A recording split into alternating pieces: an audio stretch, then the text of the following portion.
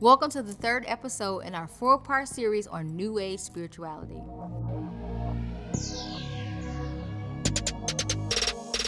In this episode, we will take a look at why New Age spirituality is so attractive when compared to the Christian faith.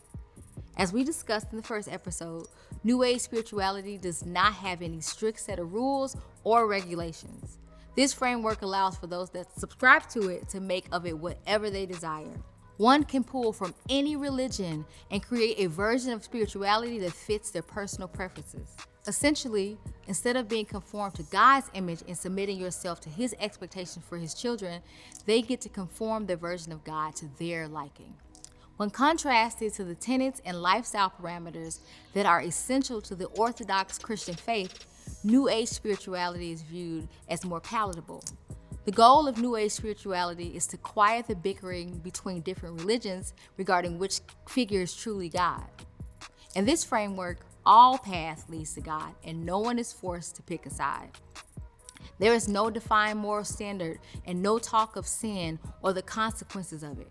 Instead, those who subscribe to New Age spirituality are simply to be good people that seek the good of humankind, thus freeing its followers from any obligation to pledge their allegiance to any god in particular.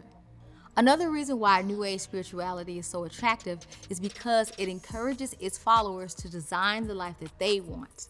When compared to the Christian faith that requires us to follow God's path for our lives, which often requires self-denial, sacrifice, and waiting on His timing, New Age spirituality places the dreams and desires of the individual at the forefront.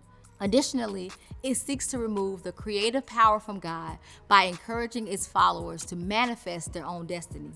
This type of spirituality takes the focus away from God, the creator and sustainer of all things, and places the focus on His creation. In my years of studying New Age spirituality and observing people that have been attracted to this worldview, particularly those who have Christian roots, I often hear them say how free and light they feel now that they have adopted New Age beliefs.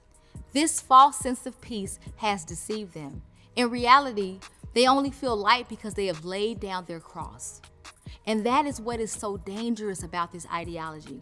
On the surface, it seems harmless. However, it is essentially luring away its prey from the truth of the gospel of Jesus Christ and uses this false sense of comfort to convince them to follow a lie. Satan often uses a weak area or a pain point to capture the attention of believers and non-believers alike.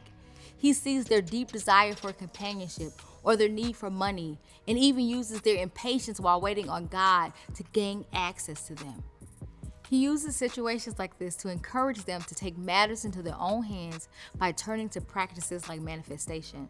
All the while, he is using the weight of their current circumstance to slowly make them bow to the idol that they have erected in their hearts. Another notable way that New Age spirituality attracts believers is that their thought leaders often quote scriptures to support their rhetoric. The problem is that these passages are often being used out of context. For example, a popular passage that is often used is Romans 4:17. This verse says, "Call those things that be not as though they were." But if we read the entire verse and the preceding passages, we see that Paul is actually saying that God is the one that calls those things into being, not us. Thank you for joining me for this episode on New Age spirituality. It is my hope that you have been equipped to identify the ways in which Satan attracts individuals into this false ideology.